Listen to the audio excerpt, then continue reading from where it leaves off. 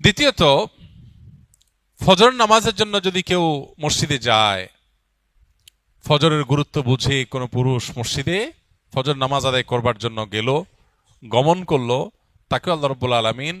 এই যে কষ্ট উপেক্ষা করে, শীতের সময় শীতের কষ্ট, গরমের সময় ছোট রাত, এই ছোট রাতে ঘুম কোরবানি করে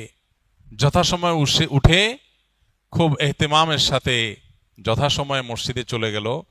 এই ফজরের জন্য মসজিদে যাওয়ার এই স্যাক্রিফাইসটা যে করলো, আল্লাহ তাকেও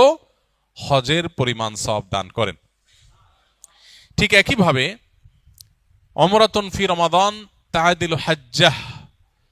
নবী রাসূলুল্লাহ সাল্লাল্লাহু আলাইহি ওয়াসাল্লাম বলেছেন, রমজানে যদি কারোর উমরা করার তৌফিক হয় সেটা একটা হজের সমান হয়। এই জন্য নিয়ত করি, চেষ্টা করি, আল্লাহ যদি কখনো তৌফিক দেয়, টাকা পয়সার ব্যবস্থা করে দেয় আল্লাহ, ইনশাআল্লাহ রমজানে উমরা করব।